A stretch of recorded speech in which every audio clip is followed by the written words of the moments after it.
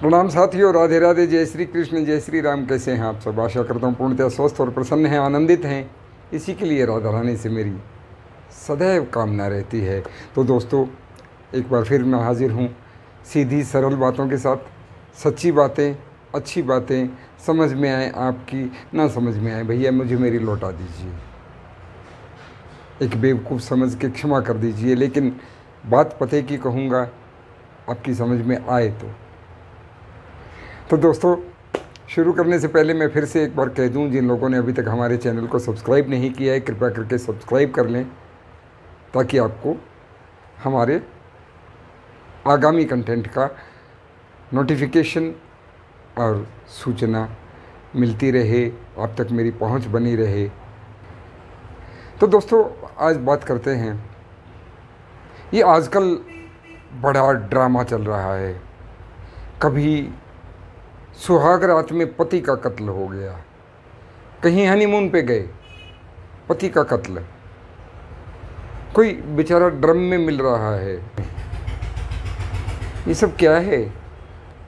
ये क्यों हो रहा है? सिर्फ इतना ही नहीं हो रहा है, बहुत कुछ हो रहा है।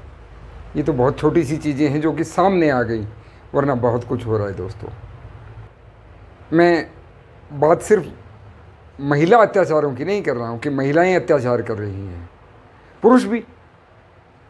हर जगह यही मारामारी, लूटपाट, संबंध विच्छेद, सब ड्रामा चल रहा है। के कारण तक पहुँचते हैं तो बहुत सारे कारण सामने आते हैं। महत्वाकांक्षाएं, पैसे की ज़रूरत, जिसे आजकल प्रेम नाम दिया जाता है, हालांकि मैं उसे प्रेम से नहीं जोड़ता। प्रेम की परिभाषा हमारी नज़रों में कुछ और ही है। तो इस हद तक जाना, और यदि इस हद तक जाना था तो वो कमिटमेंट क्यों, वो शादी क्यों, वो सब ड्रामा क्यों? ये तो एक छोटा सा उदाहरण रहा। और भी बहुत सारी चीज़ें हमारे समाज में आजकल बिलोंग कर रही हैं। तो उसे हम ज्योतिष से जोड़ें, मनोविज्ञान से जोड़ने वाले मनोविज्ञानी जाने, विज्ञान से जोड़ने वाले वैज्ञानिक जाने, धर्म से जोड़ने वाले धार्मिक लोग जाने, ज्योतिष से जोड़ने वाले ज्योतिष की बात करते हैं। तो ये ज्योतिष इस विषय में क्या कहता है, ये सब क्यों होने लगा है, बहुत ज़्यादा हो रहा है। देखिए, हम ज्योतिषी लोग ना, आपने सुना होगा, ज़्यादा जोर बाकी 7 ग्रहों पे ना दे के 2 ग्रहों पे बहुत जोर देते हैं, राहु और केतु। राहु और केतु, क्योंकि ये 2 ऐसे ग्रह हैं जो देवताओं की श्रेणी में नहीं थे, देवताओं में शामिल हो गए हैं। और इनकी ड्यूटी भी भगवान ने भगवत पार्षद बना के ऐसी जगहों पे लगाई है कि ये भी क्या करें, ये अपना प्रभाव दिखाएंगे। हालांकि ये लाभदायक भी बहुत हो सकते हैं, हानिकारक भी बहुत हो सकते हैं। तो आप इसके लॉजिक को समझिए। हमारे शरीर का ऊपरी हिस्सा, जिसे हम ऊर्ध्व भाग कहते हैं, ऊपरी हिस्सा यानी यहाँ से गर्दन से ऊपर का हिस्सा, इसे जोड़ा जाता है ज्योतिष में राहु से। क्योंकि सारा केमिकल लोचा तो यहीं होता है ना।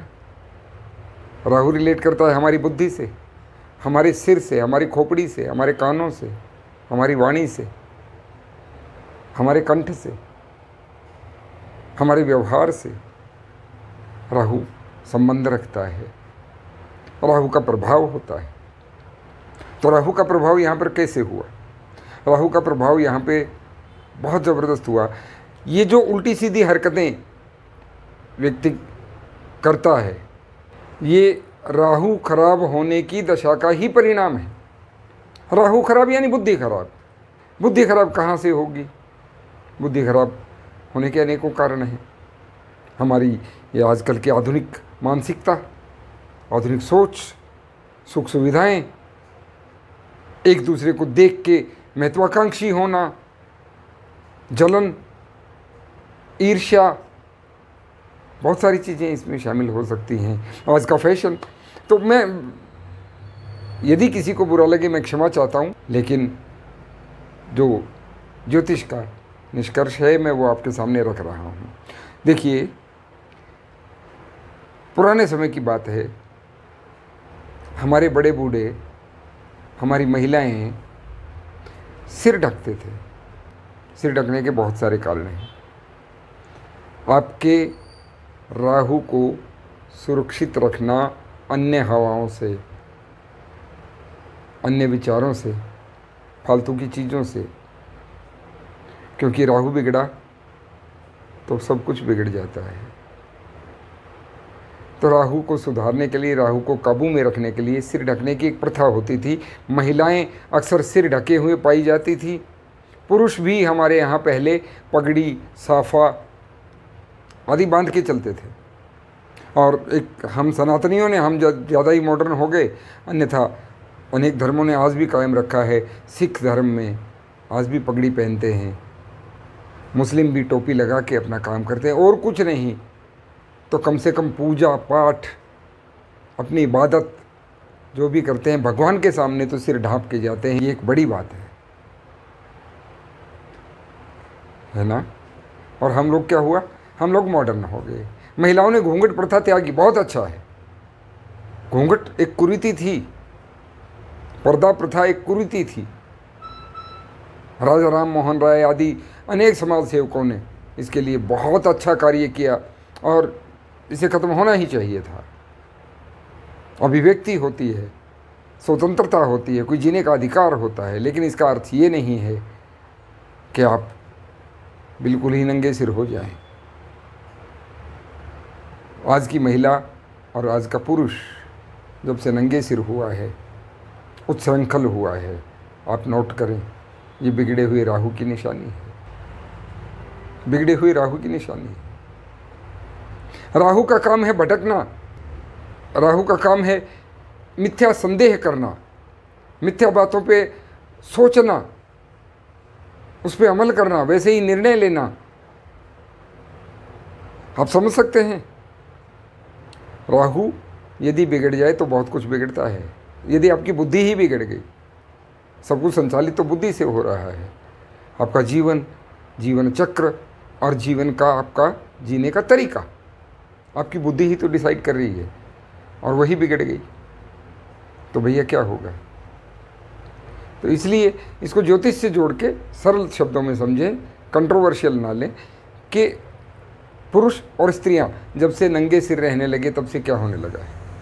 आप देखिए, कहीं कोई कत्ल हो रहा है, एक पत्नी व्रत या एक पति व्रत धर्म समाप्त हो रहा है, विवाहेतर संबंध बढ़ रहे हैं, मनुष्य के दिमाग में क्लेश बढ़ रहा है, झगड़ा बढ़ रहा है, झगड़े की प्रवृत्ति बढ़ रही है, आदमी अंतर्मुखी होने की बजाय बाह्यमुखी होता जा रहा है। ये बिगड़े हुए राहु की निशानियां हैं। और दूसरी तरफ लेके चलता हूँ, ज्योतिष से ही लोग उसको जोड़ते हैं, हालांकि उस लाइन का ज्योतिष से कोई लेना देना नहीं है। कुछ लोगों में भूत प्रेत आते हैं, भूत प्रेत बुरी आत्माएं, उनके वो कहते हैं कि हमारे शरीर में प्रवेश करती हैं और वो तरह तरह की हरकतें करती हैं।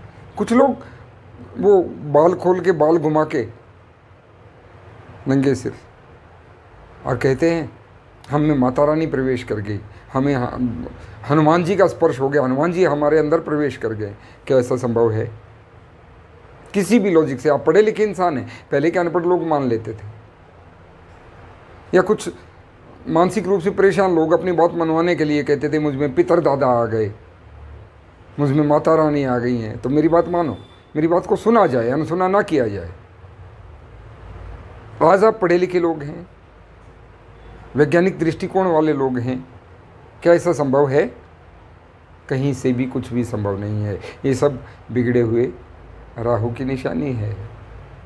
राहु बिगड़ा, आपकी बुद्धि बिगड़ी, बुद्धि बिगड़ी तो उल्टे सीधे काम करेगी, भटकेगी, भटकाएगी। उसमें चाहे क्राइम करें, चाहे आप अपनी बात मनवाने के लिए कुछ भी, किसी भी हद तक जा सकते हैं। ये जो कुत्सित मानसिकता आज के समाज में पनपी है, ज्योतिष कहता है ये बिगड़े हुए राहु की निशानी है। मानसिक रोग होना, उन्माद होना, अवसाद होना, ये बिगड़े हुए राहु की निशानी है। ज्योतिष मानता है। और बिगड़े हुए राहु का आप जानते हैं इसका घर कहाँ होता है। इसका घर होता है वीराना, कैद खाना या पागल खाना। बिगड़े हुए राहु के 3 ही ठिकाने हैं, वीराना, कैद खाना या पागल खाना। तो आप लोग उस कैटेगरी में चले जाएंगे। क्यों ना इस राहु को संभाल लिया जाए। राहु को संभालने के अनेकों तरीके हैं। देखिए वैज्ञानिक दृष्टिकोण से अब इसको जोड़ें तो डॉक्टर्स भी, आज के वैज्ञानिक, आज के चिकित्सक हमारे, वो कहते हैं दोपहर में आप जब भी घर से बाहर जाएं तो सिर ढांप के निकलें, स्ट्रोक आ सकता है।